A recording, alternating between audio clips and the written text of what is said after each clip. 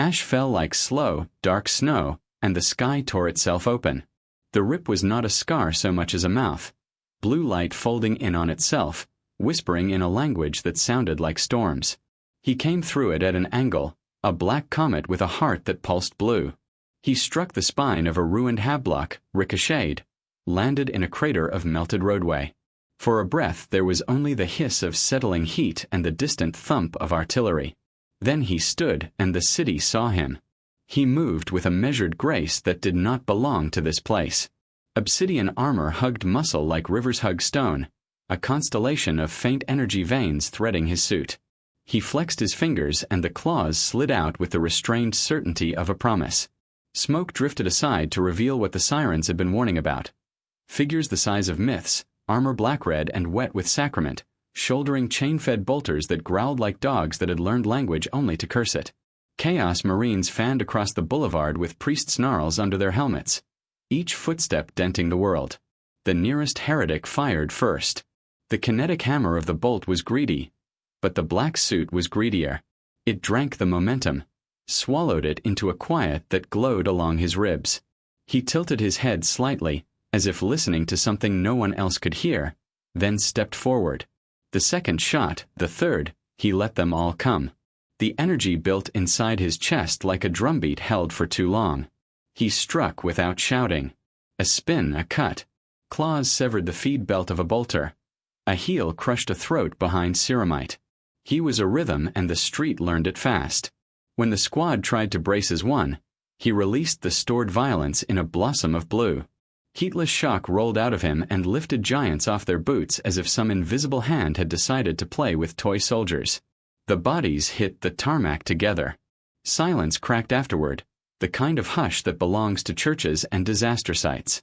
A new thunder descended, this time righteous and measured. Drop pods slammed into the avenue and unfurled like iron flowers, disgorging armored figures in midnight blue trimmed with sun gold. They advanced in the disciplined geometry of a creed. Muzzles spitting controlled anger. He knew soldiers when he saw them. He did not know their icons, the winged skulls and laureled suns, but he knew what it meant to stand in front of frightened people and say, "We will take the first hit for you." The blue-armored leader strode out from a curtain of dust, helm mag-locking open. His face was a map of old battles, eyes the color of lake water reflecting winter. "Stand down," he ordered, voice calm on the edge of concern. "Identify." He let the claws slide back. "I am Chala, son of Chaka. I come from a nation that is not on your charts." "Captain Mason Reeve," the warrior replied. "3rd Company." He scanned the battleground, the neat stacks of fallen heretics, the blue flicker still unwinding from Chala's suit. "You fight beside us, stranger?" "I fight to keep children alive," Chala said. "If you stand for the same, then we are already beside each other." A woman approached between the giants, human-sized, armored in faith rather than plate. She carried a staff crowned with a reliquary lens, and her brown hair was braided into a scholar's crown. "Eliza Grant, archivist attached to the company," she said, keeping her voice steady even as I tugged at it. She looked at Chala the way librarians look at lost books finally returned. "Captain, his armor. The readings are like nothing in the Mechanicus database." "And so the Inquisition comes." Another voice cut in, as cold as a blade left outside the window overnight. A gunship had landed without anyone hearing it, and from its belly walked a figure in a dark coat cut like a verdict. She wore her badge like a star fallen to earth.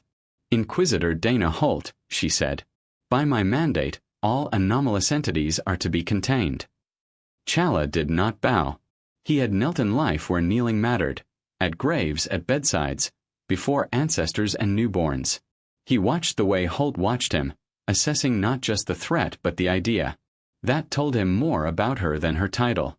"I am not your enemy," he said. "That is a statement only time can prove," she answered. "For now, you will come aboard and submit to examination and oath." Reeve's jaw worked. "Inquisitor." She did not look at him when she said, "Captain, I will not debate in the open street." Will he resist? Chala evaluated the angles, the hungry city, the watching windows, the green smear of laser dots that belonged to men who were not yet sure whether they wanted to be heroes or survivors. He turned his hand's palm out in a gesture that was older than language. I will not be your prisoner, but I will be your guest. There is much I do not understand. Holt weighed the words, then nodded once. She did not offer gratitude, because gratitude is a kind of promise and promises are expensive among the stars. The ascent to the ship was quiet. From the air, the city looked like a skull halfway unearthed, teeth of manufactorums jutting through gums of ash. As their gunship punched into the carrier's hangar, a choir of servitors sang a note that vibrated in Challer's bones, a machine prayer to a machine god. He stepped onto deck, plating scored by 1,000 dockings, and let the ship's breath move over him. Coolant, incense, oil, sanctified ozone. The giants around him removed their helmets in unison, faces human again, and he felt the old lurch in his chest, the ache of recognizing in strangers a duty he knew too well. Reeve walked beside him as the procession cut through steel corridors lined with candlelight. We call her the Verity Ascendant, the captain said, almost apologetic for the poetry of it.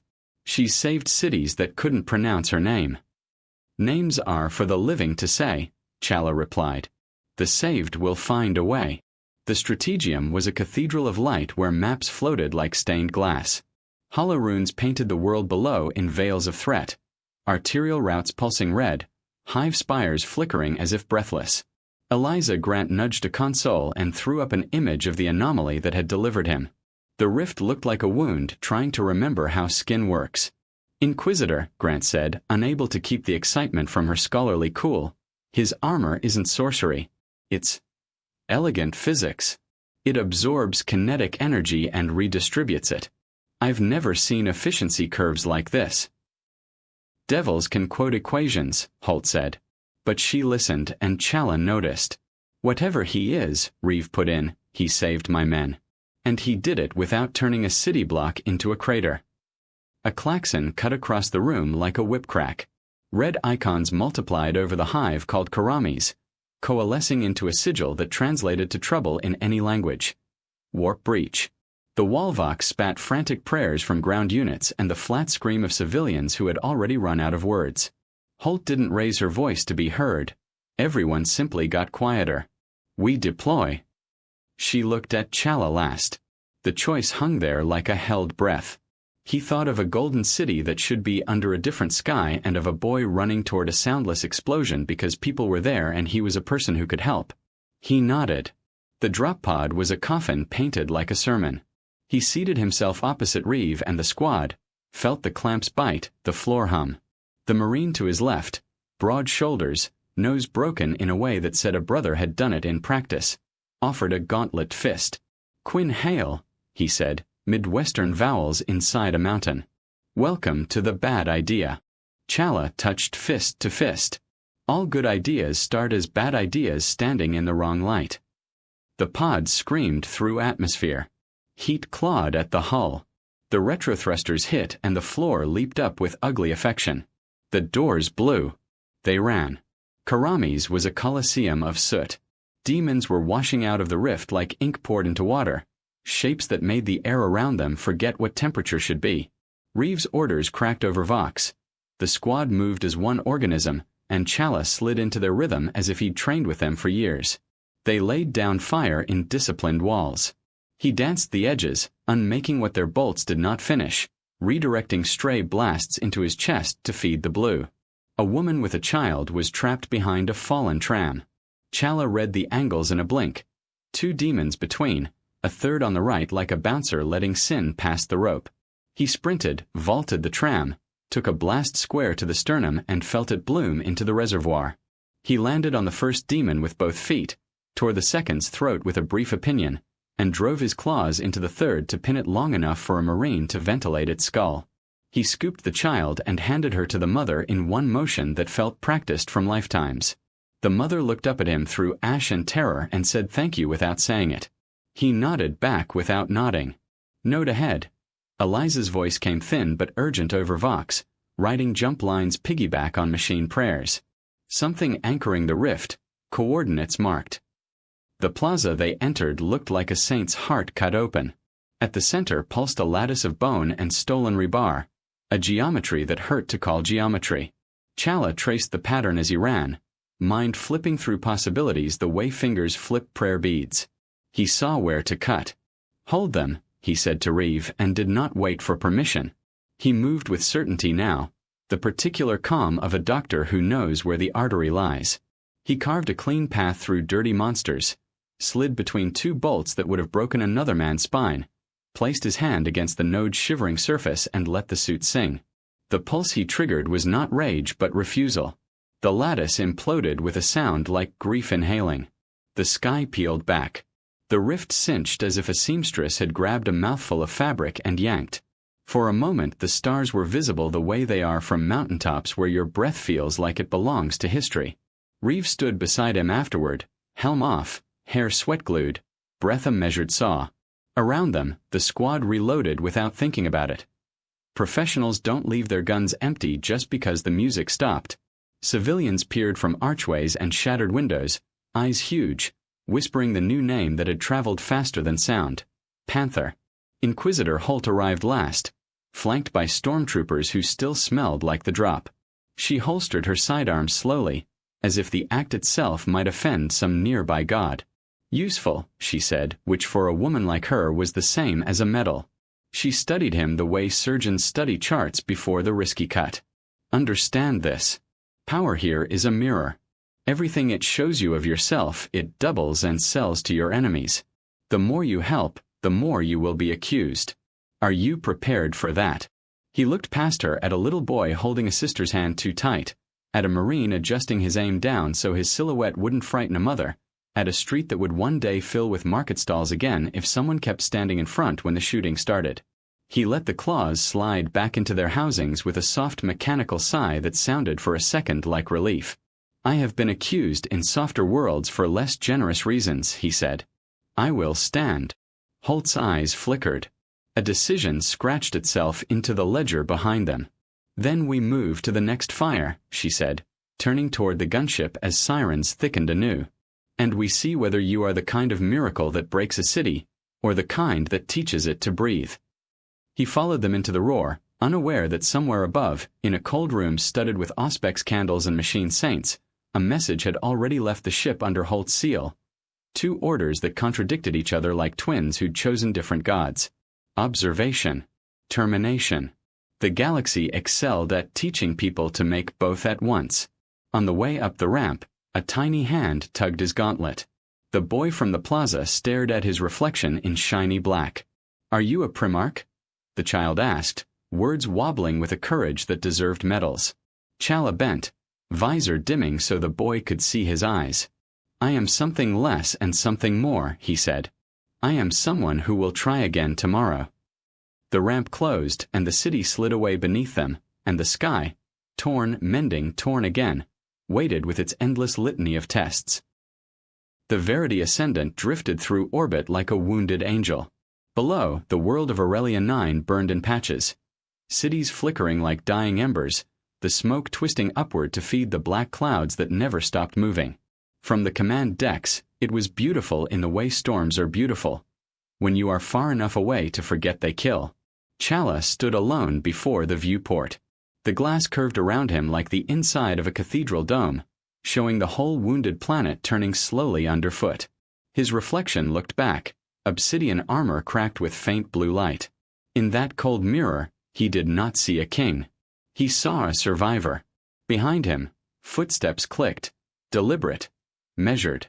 Inquisitor Holt never entered a room without it sounding like punctuation. "You don't sleep," she said. It wasn't a question. "I rest when I can," he answered softly. "But this place is loud. The walls hum. The air sings." She came closer, the black of her coat catching stray reflections of console lights. "You hear the engines. The ship is alive. Everything that moves under the Emperor's gaze hums in prayer. Even metal." She stopped beside him. Her eyes followed the clouds below. "You fought well planetside. But your presence here has already caused ripples. The astropaths are whispering your name like it's a prophecy." "I didn't come here to be anyone's prophecy." He folded his arms. "I came because someone pulled me through that rift. I want to understand why." "And until then," she asked. Until then, he said, looking at her, I'll keep people from dying. She studied him for a long moment, the faint blue veins of his armor reflected in her eyes. You don't understand this galaxy, Chala. Hope is dangerous here. It's like blood in the water. The predators smell it. Then they'll learn, he said quietly, that sometimes hope has claws. Holt's expression didn't change, but something in her posture eased, just slightly. You sound like Captain Reeve. Is that a compliment? He asked, a trace of warmth ghosting through his voice. It's an observation. She turned and walked toward the door. We'll see if it stays one. When the doors sealed behind her, the hum returned, low and constant. Chala exhaled and closed his eyes, letting the rhythm sink in.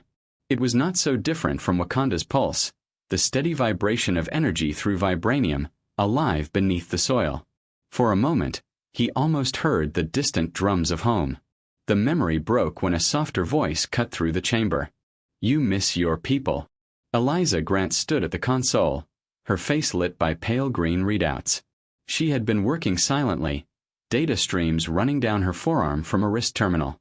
I thought you were analyzing Rift data, he said. I was, she replied. But data can wait. Grief doesn't. She walked closer. You're not the first person torn out of time or space by the warp. But you're the first I've seen who still speaks of peace after what it did to him. I don't have the luxury to stop speaking of it, he said. If I do, it dies. Grant smiled faintly. Then don't let it. Captain Reeves preparing a briefing. You should be there. They're planning to move on the northern continent, what's left of it. Chala nodded and followed her through the maze of corridors. The ship's lighting dimmed and brightened with a heartbeat rhythm, timed to power distribution cycles. He noticed the eyes that followed him now, crewmen pausing mid-step, servitors halting as if registering a new entry in their mechanical prayers. Some bowed their heads as he passed. He wanted to tell them not to, but the words wouldn't come. The strategium was already crowded when they arrived. Holographic projections of continents floated above a circular table, flickering between shades of red and black. Reeves stood at the head, helmet tucked under one arm, scars glowing faintly under the harsh light. We've got confirmation of renewed activity in the polar regions, he said. Chaos forces regrouping near the Manufactorum ruins. If they reactivate those forge reactors, we lose the hemisphere. A tech priest chanted a metallic verse beside him. The reactors were sanctified by Mars. Desecration detected. Machine spirits cry for vengeance. Reeve turned to Chala. You said your technology channel's energy controls it. Can it suppress? Contain? Chala stepped forward, studying the hologram. If the reactors still hold any core resonance, yes. But I'd need access to them directly. No interference, no bombardment. That means boots on the ground, Reeve said, glancing at Holt. And no airstrikes. Holt's tone was flat. You want to send a potential Xenos ally into the largest chaos fortification on the continent, protected by the very forges that birthed the heretic machines. I want to stop this war before we lose more cities, Reeve countered. He's the only one who can do it without turning the place into glass. Chala studied the tension between them, then spoke. If you fear I'll betray you, come with me. Bring your soldiers. I need only the space to work. Holt's stare lingered. Very well. But if this is a trap, if anything goes wrong. She looked at the Marines. You burn everything. Reeve nodded once. Then it's settled. We deploy at dawn. The next hours passed in a blur of preparation. The hangar roared with engines and recitations. Marines loaded relic bolters. Servitors dragged chains of ammunition like rosaries. Amid the chaos, Chala knelt beside his armor cradle.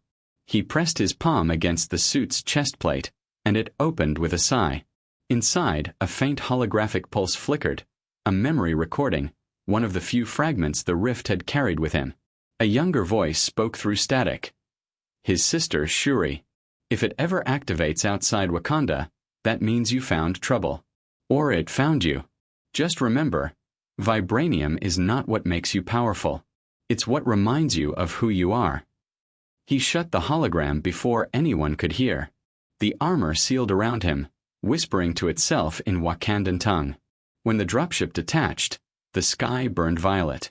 The descent was brutal, turbulence clawing the hull as plasma storms scraped against the atmosphere. Reeves' voice cut through the comms. Remember the plan. No heavy bombardment. Secure the perimeter by the king his time. They landed on the edge of the polar ruins. The manufactorum stretched across the horizon, black towers crowned with smoke, the air thick with static electricity. Frost and ash shared the ground like rival kingdoms. The Marines fanned out, establishing a defensive ring. Chala stepped into the wind and felt the static crawl up his armor like it recognized kin. The first wave came without warning. Chaos cultists in rusted armor, screaming liturgies that were part prayer, part madness. Bolter fire answered. The air turned red.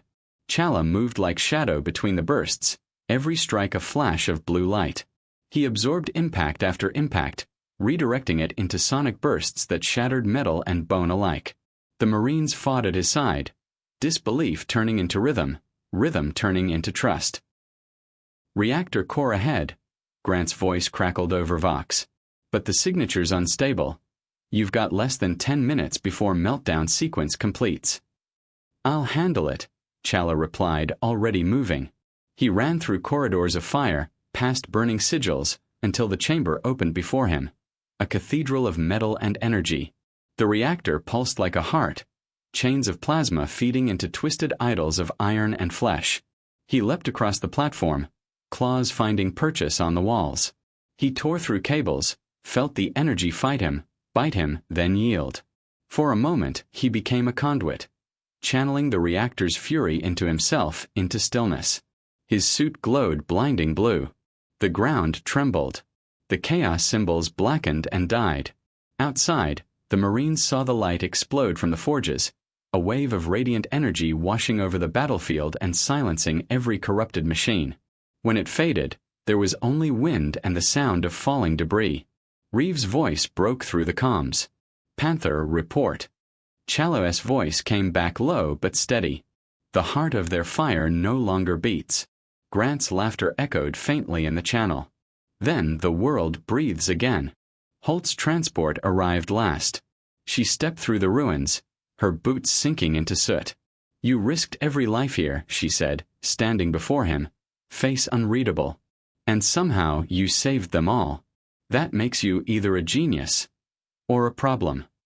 He met her gaze. Perhaps both. She looked away first, signaling for extraction. The night above the forges was clearing. For the first time in decades, stars visible through the smoke. As the ship lifted from the ground, Chala looked down at the dead machines below. He knew this victory was only borrowed time. Somewhere beyond that rift, something was watching. Something that had brought him here for a reason. He did not know its name yet, but he knew the war had only begun. The silence of orbit was deceptive. The Verity Ascendant hung between the stars, engines low, a leviathan asleep in the void. But inside, the ship was restless. The corridors whispered in mechanical tongues, servoskulls floated like ghosts, and prayers bled from loudspeakers meant to keep the warp at bay. For every Marine polishing a weapon, a tech priest hummed hymns to reassure the machine spirits. Even peace here had the taste of tension. Chala sat in the observation chamber, unmasked. The light of distant suns slid over his face, outlining the quiet exhaustion beneath the armor. He had been awake for too long, counting moments instead of hours. It wasn't the noise of the ship that kept him from rest. It was what he'd seen on Aurelia 9, the faith of the soldiers, the fear of the civilians, the way hope flickered like a candle no one dared to touch. It reminded him too much of Wakanda's past, when his ancestors built walls and called them peace. A soft hiss of the door broke the quiet. It was Captain Reeve. His armor plates were unlatched, the power cores dimmed, leaving him looking more man than monument. He carried 2 cups of recaf and handed one to Chala without ceremony. You don't look like a man who celebrates victories, Reeve said. Victories are temporary, Chala replied, taking the cup. Peace must be built every day. And I have seen what happens when men stop building. Reeve gave a small grunt, approval or agreement, it was hard to tell. You saved a continent, Panther. Even Holt couldn't twist that into a sin. That's worth a breath. Breathing is not rest, Chala said quietly. Tell me, Captain, what happens when you win here? When all the enemies are gone? Reeve stared at the Black Sea beyond the viewport. That's the thing, he said. They're never gone. The moment we stop fighting, something else crawls out of the dark. Maybe the galaxy's just built that way. Or maybe, Chala said, you've forgotten there's another way to build it. Reeve smiled faintly. You sound like Grant. That name brought a change to the air. Lighter, warmer. She has a mind that still believes, Chala said. That is rare here. She's too smart for her own good, Reeve said. But she's right about one thing. The warp storm that brought you here hasn't faded. It's changing. Expanding. He set his cup down, the metal clink echoing. Something came through after you. A signal. Faint but growing. Chala stood. Show me. The Strategium was a theater of moving lights. Star maps projected on the air, coordinates shifting like dancers in a cosmic rhythm. Grant was already there, hunched over a holo display, lines of data reflected across her glasses. Holt stood behind her, arms folded, the emblem of the Inquisition catching the projection's glow. It's not a natural phenomenon, Grant said, fingers flicking through spectral readouts. This isn't just residual energy from the rift. It's structured, purposeful. Purposeful. Reeve repeated. Like a distress beacon. Grant hesitated. Or a call. Chala leaned in. From what? That's what I'm trying to determine, she said. But the frequency matches elements of your armor's energy field. It's related to you somehow. Holt's eyes sharpened. Are you suggesting his presence attracted another anomaly? Grant's voice dropped. I'm suggesting he wasn't the only thing pulled through. For a moment no one spoke. The hum of the ship filled the silence. Holt stepped closer to the projection, her tone sharp as glass. Location. Grant enlarged the map. A red marker blinked near the outer moons of Vandros, a mining world lost decades ago to warp storms. Here. The planet's atmosphere is unstable, but the signal's strongest near the ruins of an old Mechanicus outpost. Holt turned to Chala. You said you came through the rift unwillingly. If something else came through with you, it could be a threat. Or an answer, he said evenly. If it is something from my world, I must see it. Reeve crossed his arms. The surface of Vandros is lethal. Storms that flay steel. We'd need full storm-grade armor, sealed transport. Then we go prepared, Chala said. If this is connected to me, I will not let others face it first. Holt's jaw tightened. This mission isn't sanctioned. The Inquisition will not support an unsupervised descent. Then supervise, Reeve said. You'll come with us. Her eyes flicked to him, then to Chala, calculating. Finally, she nodded once. One team. No reinforcements. If we find anything, it comes back under my authority. The plan formed quickly. Within hours, the gunship Celestial Spear descended into Vandros' atmosphere, its hull screaming against ionized winds. Lightning wrapped around the craft like claws. The world below was a graveyard. Mountains of scrap, rusted spires of half-eaten industry, sandstorms churning with static fire. Reeve's voice steadied the crew over the intercom. All squads, brace for entry. Visibility 0. Touchdown in 20. Chala stood at the ramp, the stormlight flashing across his suit. His instincts sharpened. The air was wrong, charged with a rhythm he recognized too well. It was the same pulse that had brought him here. When the ship broke through the clouds, the landscape opened in brief, violent glimpses. An ocean of black sand. The skeleton of a titan buried to its waist. And far off, through curtains of lightning, a single tower. Sleek, silver, humming with energy far too refined for this world. Grant's voice came through the comms, shaken. That structure, it's not Imperial. It's not even Mechanicus. Reeve frowned. Then what is it? Chala's answer came low, almost reverent. Wakandan. The gunship hit ground hard, kicking up waves of dust. The ramp fell open into chaos, winds that howled like living things, dust glowing faint blue where it touched Chala's armor. He stepped into the storm and the ground seemed to respond, vibrating faintly beneath his feet. The tower loomed ahead, impossibly untouched by decay. Its surface shimmered like polished obsidian, veins of light tracing patterns across its walls, the same language etched inside his suit. His heart quickened. It was impossible. Wakanda had no presence among the stars. And yet, here it was. Captain, Holt called over the storm, contain perimeter. Nothing enters until I say.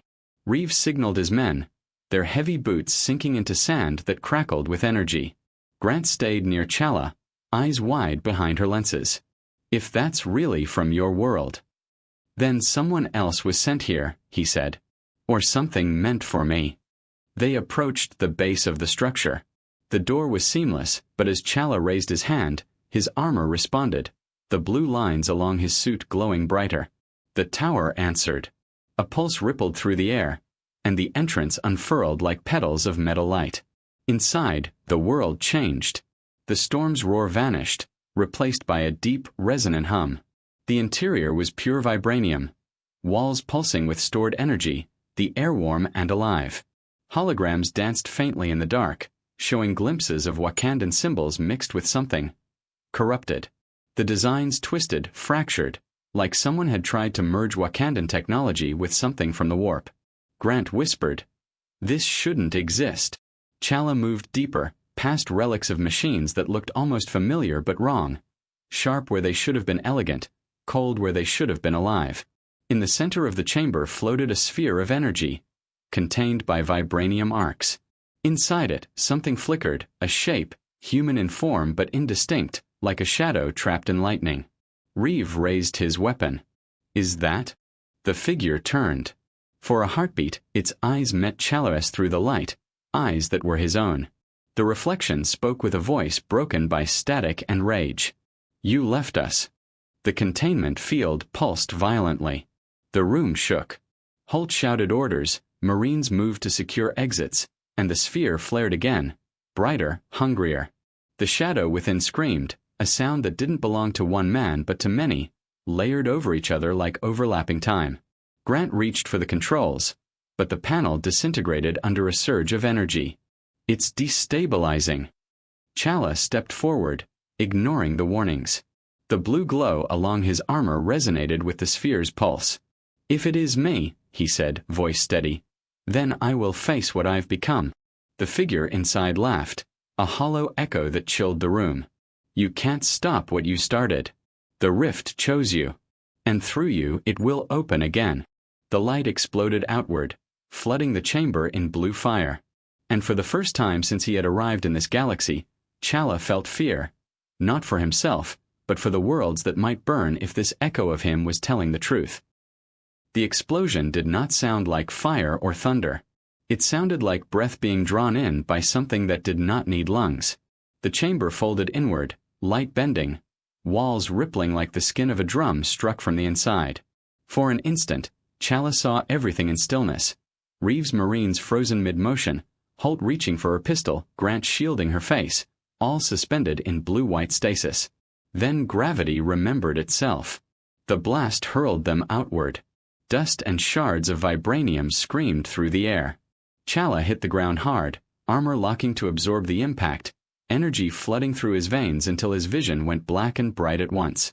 He rolled onto one knee, forcing his suit to reroute power, his mind catching up to the chaos.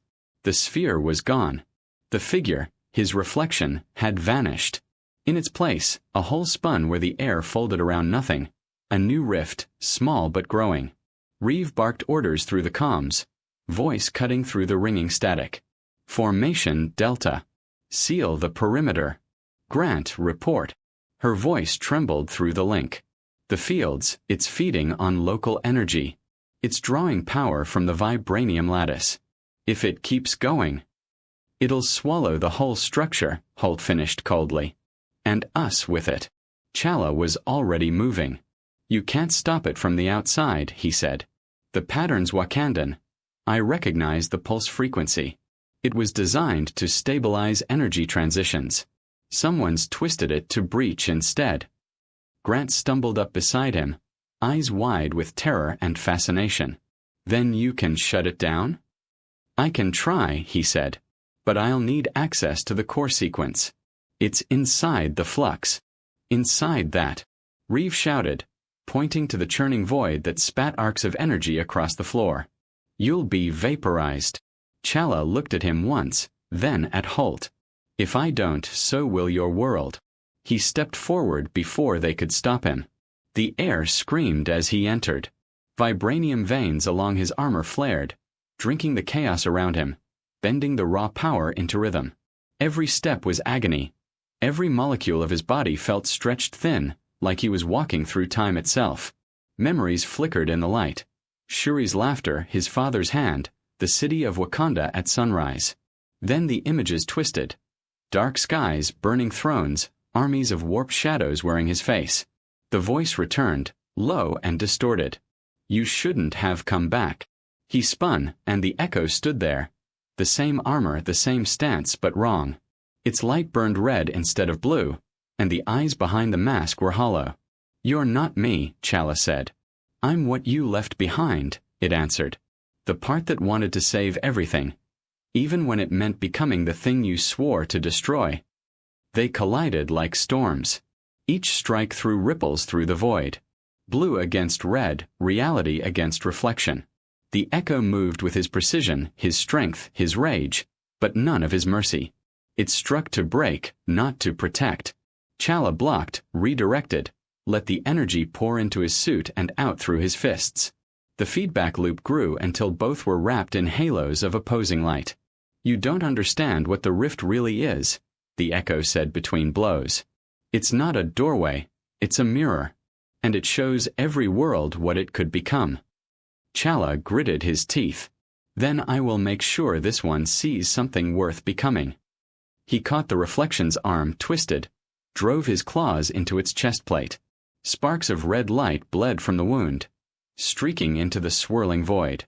The echo staggered, hissed, then smiled through the distortion. You think you've won? I've already given it your name. Before Chala could react, the figure threw itself backward into the heart of the rift.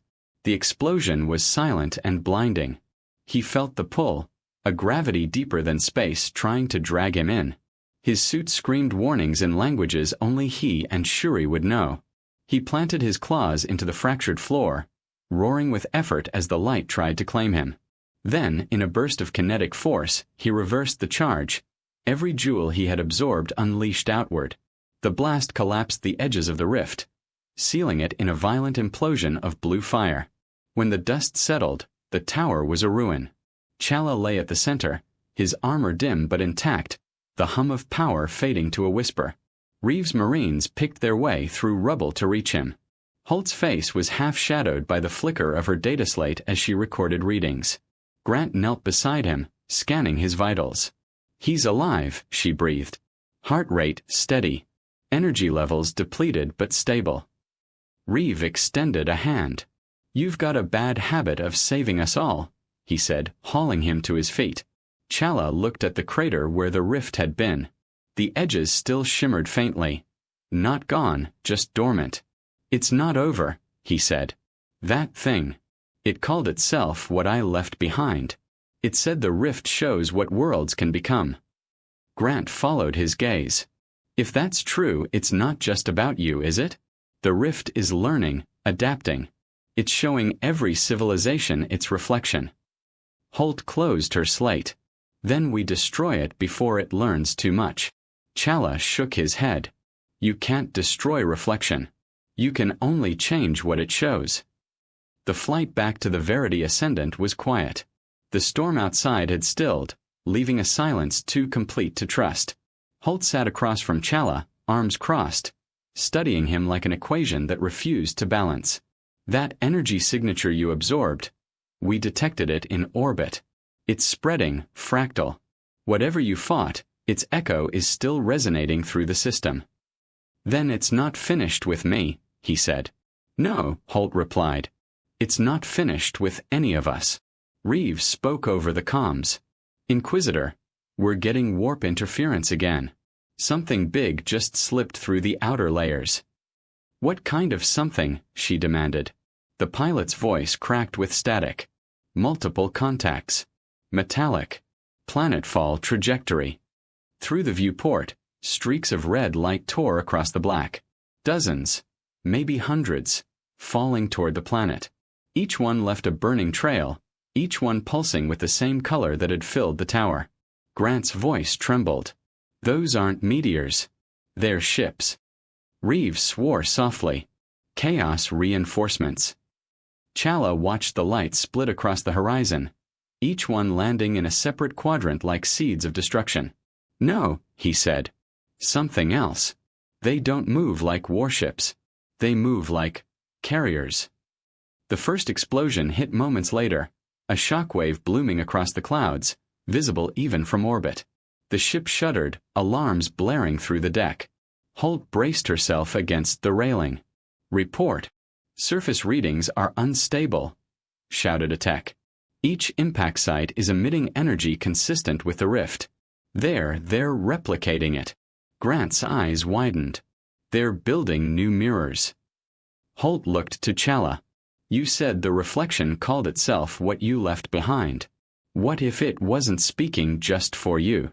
He turned toward the viewport, watching the lights multiply across the planet's surface, each pulse synchronized, red against the blue sky. His voice dropped to a whisper.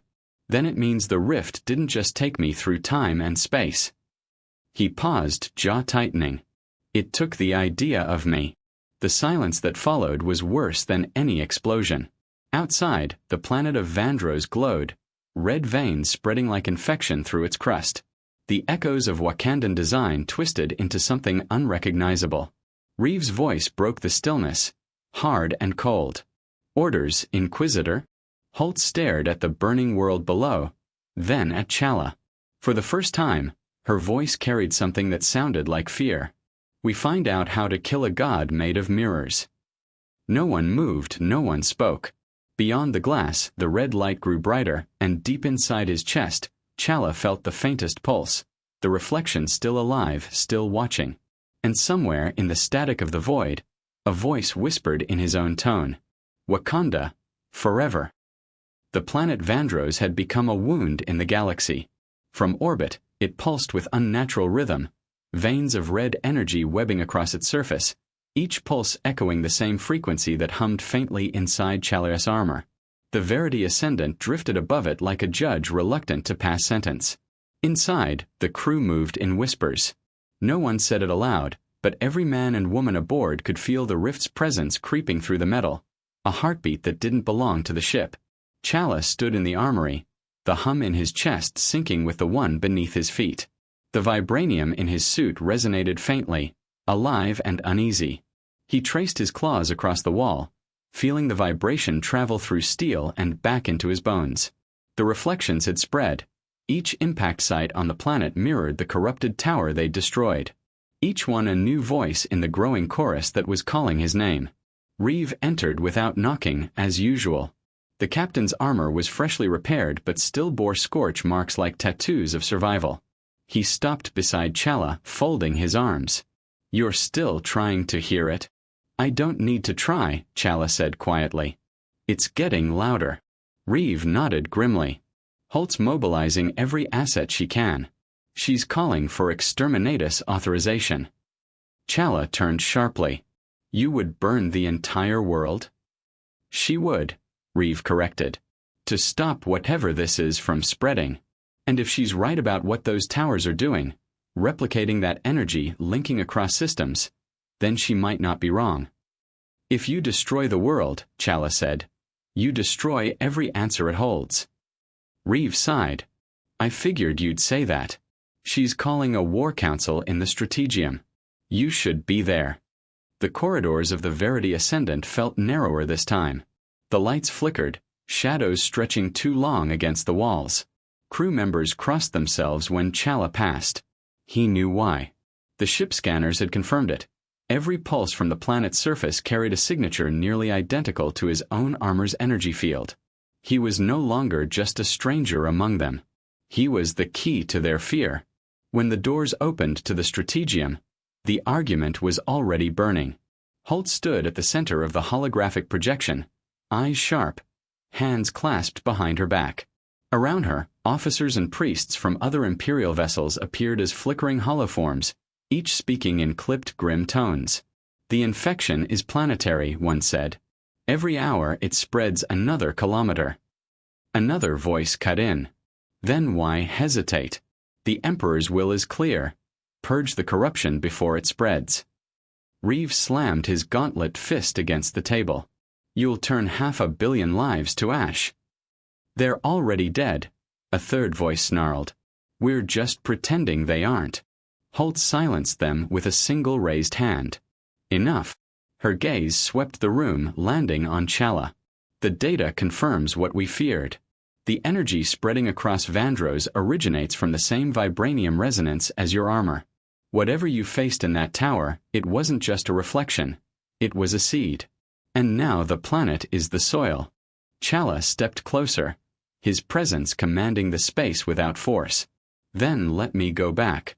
There may still be a way to sever the link." Holt's jaw tightened. "You want me to send you down there? Alone? You might be the vector, not the cure." "If that were true," he said, "the corruption would already be inside this ship."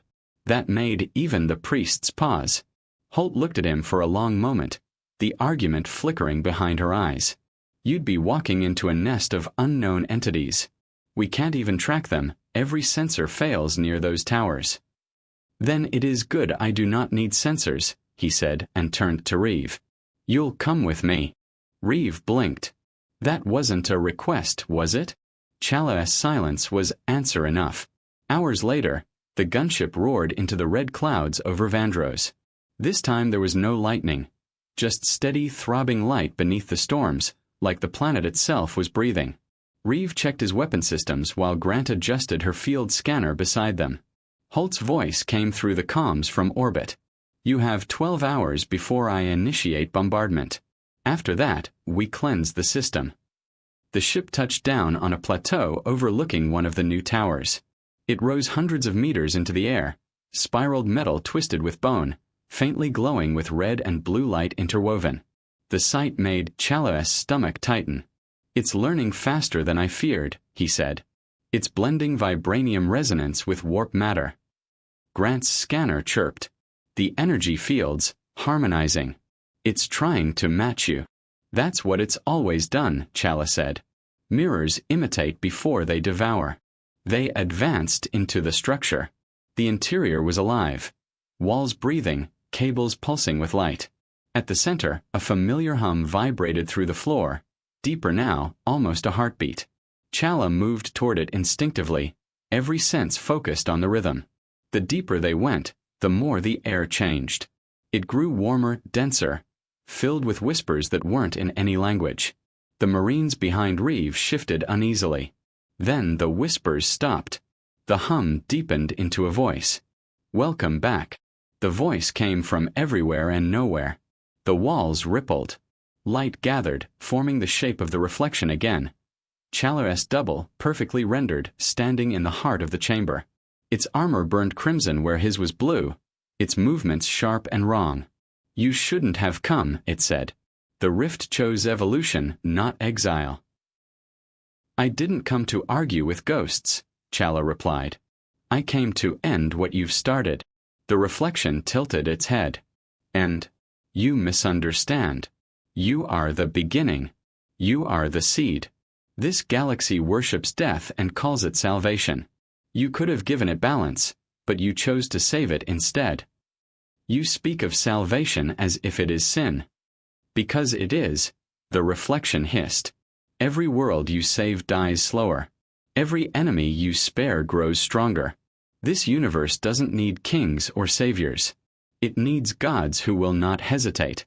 The reflection raised its arm.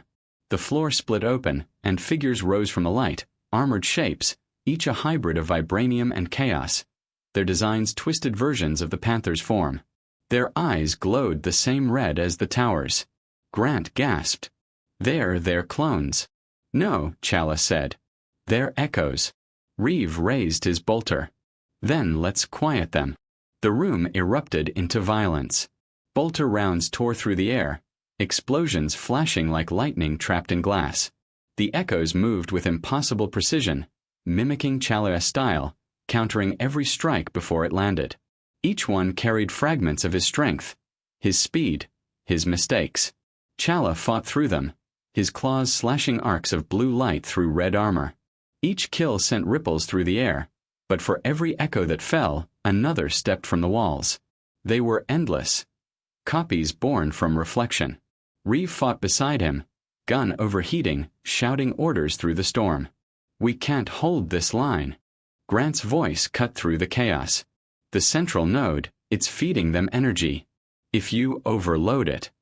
I know, Chala shouted. He leapt toward the core, his claws sinking into the structure's heart. Energy surged through him, threatening to tear him apart. The node screamed as he forced his suit to reverse the current, drawing the red light into himself. It burned like fire under his skin. His vision blurred. His heartbeat synced with the world's.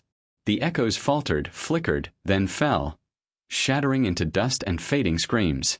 When the light died, only silence remained. Reeve stood panting amid the ruins, armor scorched. Grant knelt by a broken console, her scanner pulsing weakly. The node's collapsing, she said. But the resonance, it's still active. Somewhere else. Chala staggered, his armor dimming. The red glow that had filled the walls now pulsed faintly under his own skin. Reeve noticed it first. Panther. Your suit, it's changing. He looked down. The veins of light had begun to shift, blue flickering to crimson, then back again. The reflection's voice echoed faintly in his head. You can't destroy what you are. Grant looked up from her scanner, face pale. It's spreading through you. The energy pattern, it's merging. Reeve stepped forward, weapon raised. Tell me you can stop it. Chala's voice was calm but heavy. I can contain it. For now. He turned toward the horizon where other towers still pulsed faintly in the red haze. But the infection has a purpose. It wants me to become what it needs to open the final gate. Reeve's knuckles whitened around his weapon. And if it succeeds, Chala met his gaze. Then it won't just consume this world. He looked up toward the storm-torn sky. It will consume every world that remembers my name. The air on Vandros was poison and thunder. The red haze above the planet thickened, churning like a living wound, and the hum beneath it grew stronger, a low vibration that seemed to crawl under skin and armor alike. The Verity Ascendant trembled in orbit, its Auspex arrays overloaded with interference. Even through the static, Holt could hear the dying cries of the comms officers on the surface. Each one cut off midward, replaced by that same, pulsing tone. The rift wasn't expanding anymore. It was pulsing like a heart. Down below, Chala stood at the edge of what used to be the tower. The ruins glowed with faint red veins that traced across the ground, connecting every destroyed fragment into a network that disappeared into the horizon. It was a map, and the map was alive. He could feel it in his bones, in the rhythm of his armor. Each pulse matched his heartbeat now. Reeve's voice broke through the smoke. We've lost 3 squads already. Whatever this thing is, it's moving underground. Every impact site on the planet is lighting up. Grant was kneeling beside a broken relay, her fingers flying across the screen. It's synchronizing them. The towers are no longer separate structures. They're connecting, forming one system. Chala stared at the glowing fissures in the earth. It's building a neural web. Grant looked up at him, confused. Like a machine mind. Like a reflection of one, he said softly. It's using my resonance as the template. Reeve kicked a chunk of metal in frustration. Then it's becoming you. No, Chala said. It's becoming what it thinks I am. From above, the thunder cracked again. Only this time it wasn't thunder. It was the sound of something enormous breaking through the clouds. Holt's voice came through on the comm, sharp and cold. Something's coming down from orbit. Massive. Energy signature off the charts. Chala looked up and saw it, a burning silhouette tearing through the clouds like a falling god. It wasn't a ship. It was a shape, humanoid, wreathed in flame and energy. The impact shook the planet. The shockwave threw dust and debris into the air, knocking Reeve and Grant off their feet. Chala barely held his ground, claws driven deep into the earth to anchor himself. When the light cleared, a crater smoked before them, and in its center something moved. It rose slowly, dragging the air around it into trembling arcs of red light.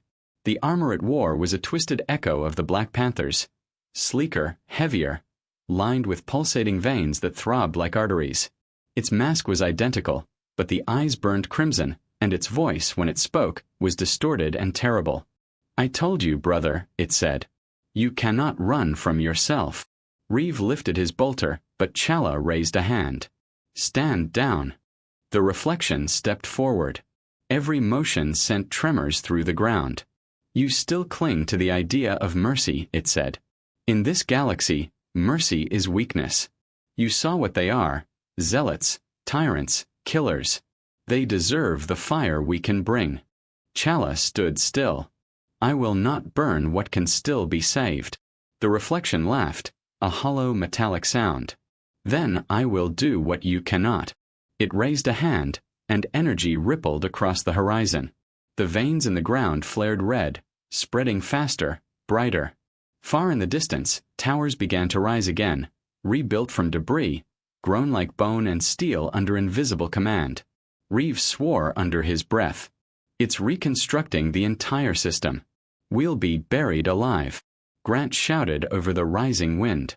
"Captain, Inquisitor Holt is moving into position. She's ordering exterminate us in 2 hours." 2 hours. Reeve yelled. "We won't last 2 minutes." Chala's eyes never left his mirror. "Call it off," he said quietly. Holt's voice answered through static, harsh and resolute. "Not a chance. The infection is planetary. I will not let this spread." "Listen to me," Chala said. "You destroy the planet now, you complete the reflection's purpose. It wants you to end it in fire. It needs death to anchor itself through the warp." There was silence on the line. Then Holt's voice, colder. "If you're wrong, millions die beyond this world." "And if I'm right," he said, "there won't be a galaxy left to save."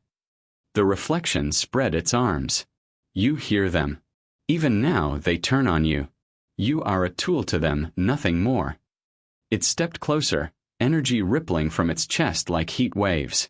"But with me, you could end the suffering. We could build something better, stronger. No more empires. No more fear." Chala's claws extended, the faint hum of vibranium cutting through the rising storm. "You speak like a god," he said, "but you are only an echo of a man who refused to give up on his people." The reflection tilted its head. "Then show me, King, what your hope is worth." The ground split as they collided. The shockwave flattened the landscape for miles. Reeve and Grant were thrown against the rock face, shielding themselves from the burst of light that followed.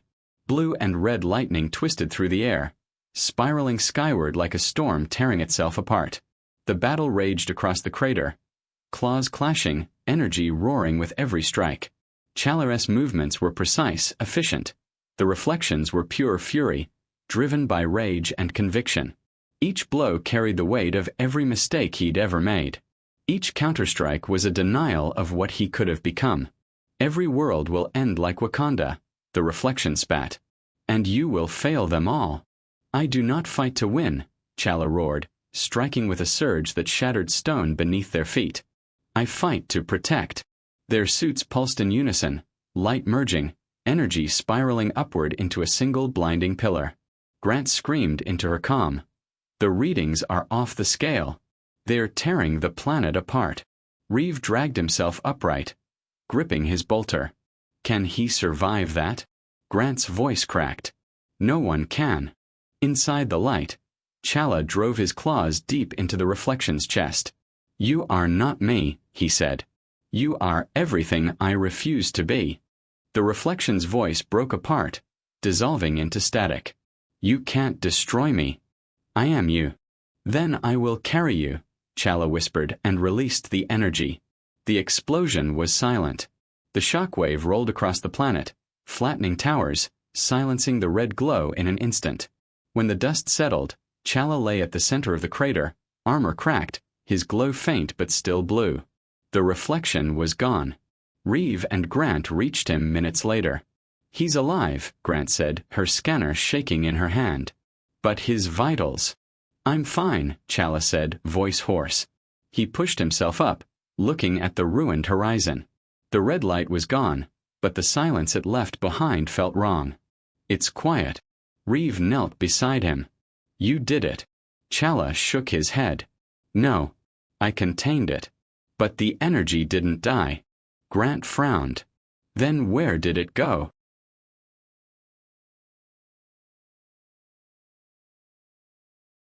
The stars drifted like watchful eyes in the endless dark. For the first time since the rift had torn him from his world, Chala felt distance. Not between himself and the planet below, but between himself and what remained of his humanity. The Verity Ascendant moved through orbit with its lights dimmed and its prayers whispered, as if afraid to draw attention from whatever still lingered out there in the void. In the medical wing, he sat on the edge of a reinforced bed while the machines whispered in their mechanical tongues. Grant's scanner traced faint blue light over his chest, and every so often she frowned at the readings, wiping condensation from her lenses. You're stable, she said finally. But your suit, your cells, are still carrying residual energy from the reflection. It's not spreading, but it's waiting. He flexed his hand, the faint glow running down his forearm like trapped lightning. It is what's left of him, he said. Or of me. Grant looked at him carefully. You're not the same man who landed on Aurelia 9, are you? He met her gaze. No one survives a mirror unchanged. Before she could answer, the ship's lights flickered. A deep tremor passed through the hull, slow, deliberate, as though the Verity Ascendant were being studied by something too large to see. The intercom crackled to life, Reeves' voice tight and controlled. All decks to battle stations. Unidentified anomaly off the port bow. Chala stood. Stay here. I think you've forgotten that I don't listen to orders, she said, grabbing her datapad. The corridor outside was a river of motion. Crew running toward stations, sirens bleeding into hymns. By the time they reached the bridge, Holt and Reeve were already there, both staring through the main viewport. Outside, the stars were wrong. Something vast blocked them out, a silhouette so immense it dwarfed the Ascendant. Grant's breath caught. That's not a ship. Reeves' jaw tightened. No. It's a construct. The thing in the dark moved. 1,000 points of red light ignited along its surface, forming the outline of a colossal figure. Humanoid, cloaked in veils of plasma and metal. The reflection had remade itself on a scale beyond imagination. It wasn't merely a shadow anymore. It was a god of machines. Holt's voice was iron. Weapons. Full charge. The tech priests obeyed, reciting prayers as they brought ancient cannons online. Reeve leaned over the console. That thing's power signature matches the vibranium resonance. It's him, isn't it? Chala watched the lights pulse in the same rhythm as his own heartbeat. No, he said softly.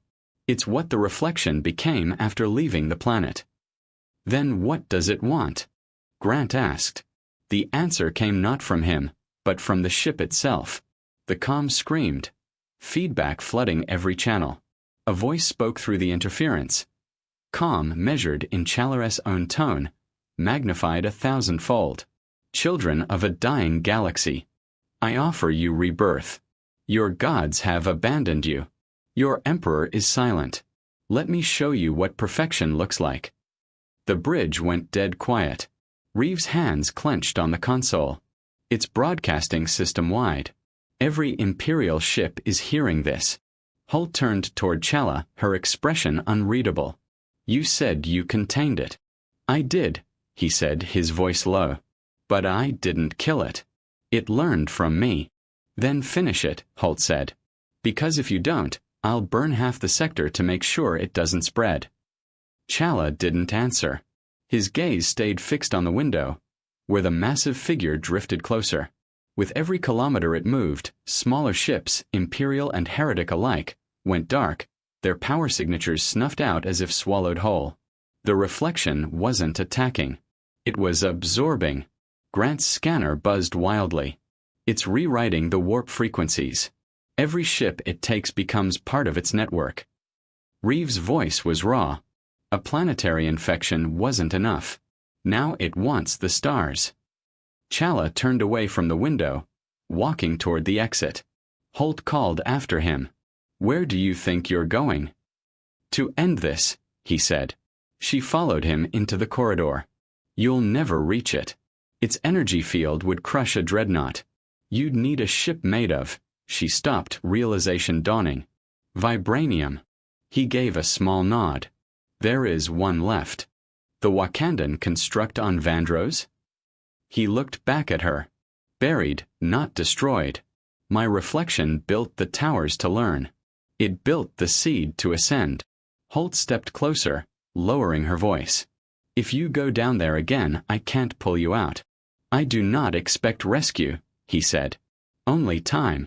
Back in the hangar, the team assembled in silence. Reeve and a handful of his Marines, Grant with her tools, and Holt herself against the protest of her subordinates. The ship descended through red clouds once more, toward the dead planet that still pulsed faintly in the dark.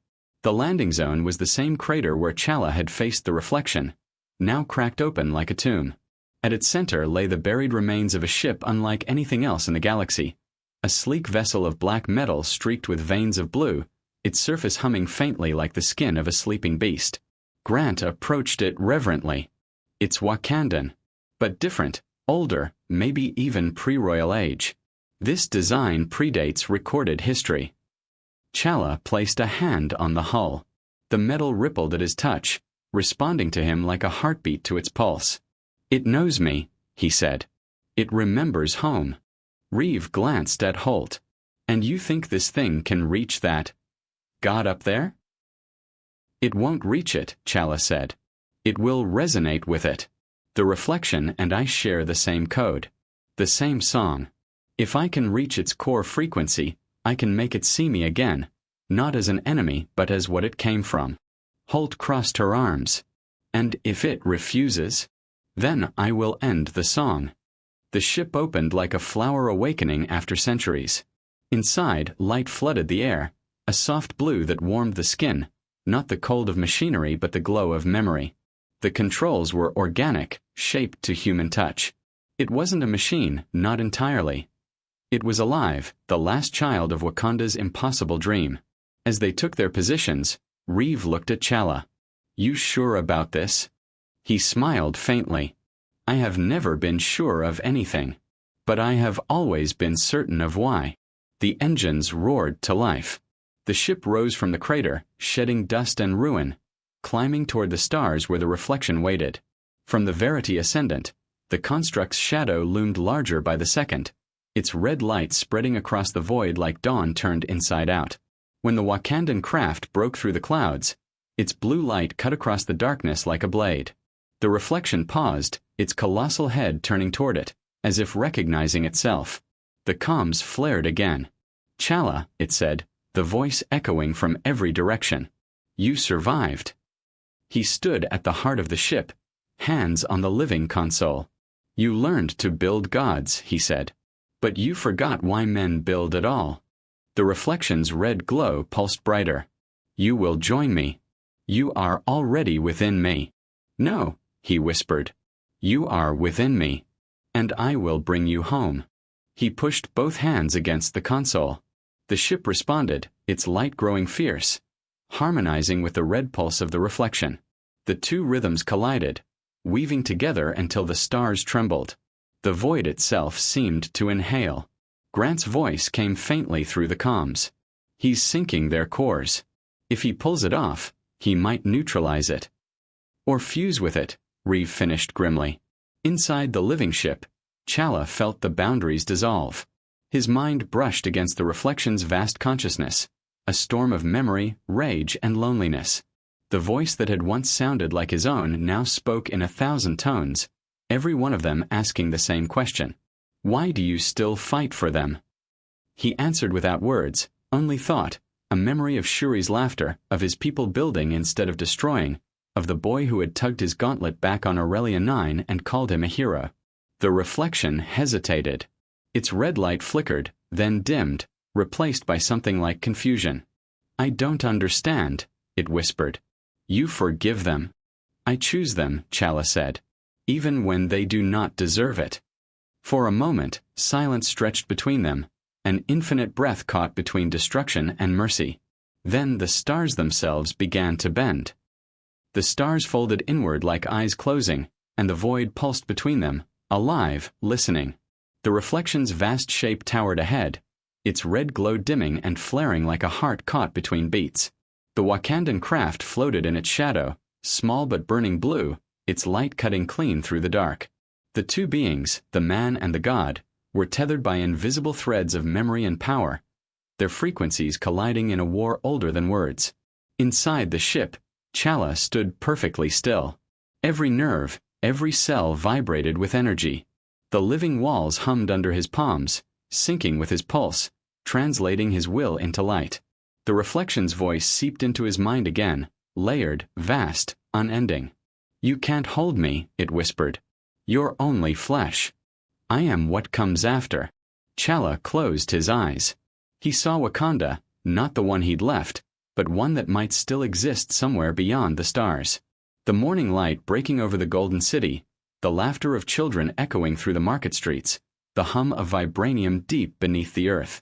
He saw his father's hands on his shoulders, Shuri bent over her workbench, her eyes bright with impossible ideas. He saw life, fragile, beautiful, and fleeting, and felt the truth settle like breath inside him. "Flesh remembers," he said softly. "Flesh forgives. Flesh builds." The reflection roared, a sound like 1,000 broken engines crying out at once. Its massive body surged forward, space rippling around it. Energy flared across its frame, an ocean of red fire swallowing the stars. But the Wakandan vessel did not retreat.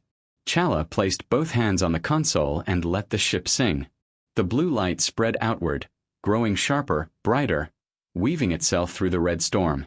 The two colors twisted and fought, light against light, will against will.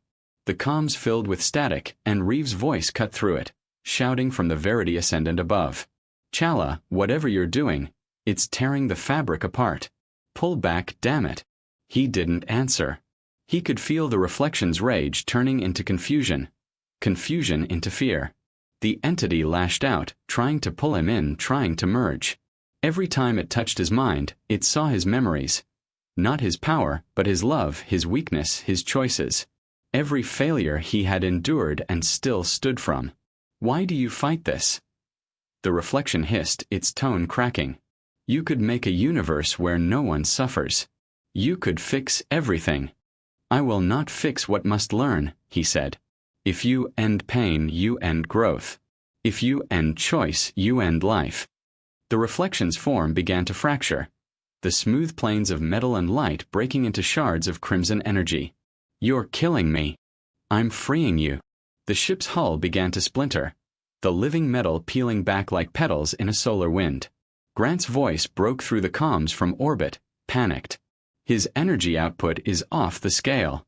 If he keeps going, he'll burn out everything within 100 kilometers." Holt's reply was low and fierce. "Hold position. He's not fighting anymore. He's translating." Reeves' eyes went wide. "Translating what?" "The reflection," Holt said, watching the readings scroll faster than she could read them. "He's turning it back into what it was meant to be, light, not weapon." Down below, the energy grew unbearable. The reflection screamed, its colossal body unraveling into motes of red dust. But amid the chaos, Chala heard something else beneath the sound, a heartbeat. Not his own, not the reflections, but something larger. The vibration of the galaxy itself, resonating through him, through his armor, through the last threads of the living ship. The light consumed everything. Blue and red merged into white. Then silence. When the light faded, there was only the stars. The massive construct was gone. The Wakandan ship drifted quietly among the debris, its glow dim but alive. Inside, Chala floated in stillness, weightless, his body suspended in the remnants of energy that had once been a god. He could feel his suit repairing itself, feel the hum of life returning. Through the faint crackle of comms, a voice reached him. "Reeve. Panther. Do you copy?" He opened his eyes. "I'm here." Grant's relief came through as a laugh choked by tears. "You did it. It's gone. All of it." "Not gone," he said, drifting his gaze to the stars. "Changed." The Verity Ascendant moved in to recover the vessel. When they brought him aboard, silence followed him through every corridor. Marines saluted. Servitors paused mid-task, their machine prayers skipping as if unsure which hymn to play. Even Holt stood quiet, her coat stained with soot, her eyes fixed on him. She was the first to break the silence. "You stopped it." "No," Chala said, voice low. "I reminded it what it was meant to be." "And what was that?" Reeve asked. He looked out through the viewport at the endless dark. A reflection. A reminder that light only matters when it touches shadow. They stood together in the glow of the ship's running lights, the hum of engines steady beneath their feet. Vandross was gone now, a cratered memory orbiting the remains of its own redemption. The infection had burned itself out, the towers fallen silent. But somewhere beyond the reach of Imperial sensors, faint filaments of energy shimmered. Not red, not blue, but gold. Weeks passed before the galaxy quieted again. Holt was recalled to Terra, though she refused to take her usual retinue of guards. Reeve returned to his company, rebuilding what war had torn. Grant stayed with the Verity Ascendant, cataloging fragments of the Wakandan ship as if they were pieces of a forgotten gospel. And Chala. He stood one last time on the observation deck, staring out at the stars. The reflection was gone, but he could still feel it in the distance. Not a threat, but an echo. Something healed. Something watching. He pressed his palm to the glass, the faint glow of his suit illuminating his face. "You will not be forgotten," he murmured. "Not as a monster. Not as a god. But as the lesson I needed to learn." Behind him, Grant approached quietly. "Where will you go now?" He smiled faintly. "Home, if the stars will allow it." The stars folded inward like eyes closing, and the void pulsed between them, alive, listening. The reflection's vast shape towered ahead, its red glow dimming and flaring like a heart caught between beats. The Wakandan craft floated in its shadow, small but burning blue, its light cutting clean through the dark. The two beings, the man and the god, were tethered by invisible threads of memory and power, their frequencies colliding in a war older than words. Inside the ship, Chala stood perfectly still. Every nerve, every cell vibrated with energy. The living walls hummed under his palms, syncing with his pulse, translating his will into light. The reflection's voice seeped into his mind again, layered, vast, unending. "You can't hold me," it whispered. "You're only flesh. I am what comes after." Chala closed his eyes. He saw Wakanda, not the one he'd left, but one that might still exist somewhere beyond the stars. The morning light breaking over the golden city, the laughter of children echoing through the market streets, the hum of vibranium deep beneath the earth. He saw his father's hands on his shoulders, Shuri bent over her workbench, her eyes bright with impossible ideas. He saw life, fragile, beautiful, and fleeting, and felt the truth settle like breath inside him. "Flesh remembers," he said softly. "Flesh forgives. Flesh builds." The reflection roared, a sound like 1,000 broken engines crying out at once. Its massive body surged forward, space rippling around it. Energy flared across its frame, an ocean of red fire swallowing the stars. But the Wakandan vessel did not retreat. Chala placed both hands on the console and let the ship sing. The blue light spread outward, growing sharper, brighter, weaving itself through the red storm. The two colors twisted and fought, light against light, will against will.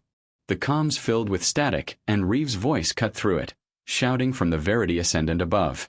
"Chala, whatever you're doing, it's tearing the fabric apart. Pull back, damn it." He didn't answer.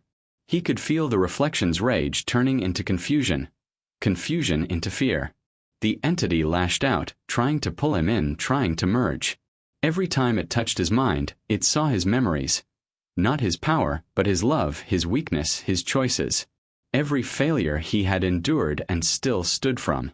Why do you fight this? The reflection hissed, its tone cracking. You could make a universe where no one suffers. You could fix everything. I will not fix what must learn, he said. If you end pain, you end growth. If you end choice, you end life. The reflection's form began to fracture, the smooth planes of metal and light breaking into shards of crimson energy. You're killing me. I'm freeing you. The ship's hull began to splinter, the living metal peeling back like petals in a solar wind. Grant's voice broke through the comms from orbit, panicked. His energy output is off the scale. If he keeps going, he'll burn out everything within 100 kilometers. Holt's reply was low and fierce. Hold position. He's not fighting anymore. He's translating. Reeves' eyes went wide. Translating what? The reflection, Holt said, watching the readings scroll faster than she could read them. He's turning it back into what it was meant to be, light, not weapon. Down below, the energy grew unbearable. The reflection screamed, its colossal body unraveling into motes of red dust. But amid the chaos, Chala heard something else beneath the sound, a heartbeat. Not his own, not the reflections, but something larger. The vibration of the galaxy itself, resonating through him, through his armor, through the last threads of the living ship. The light consumed everything. Blue and red merged into white. Then silence. When the light faded, there was only the stars. The massive construct was gone. The Wakandan ship drifted quietly among the debris, its glow dim but alive. Inside, Chala floated in stillness, weightless, his body suspended in the remnants of energy that had once been a god. He could feel his suit repairing itself, feel the hum of life returning. Through the faint crackle of comms, a voice reached him. Reeve. Panther. Do you copy? He opened his eyes. I'm here. Grant's relief came through as a laugh choked by tears. You did it. It's gone. All of it. Not gone, he said, drifting his gaze to the stars. Changed.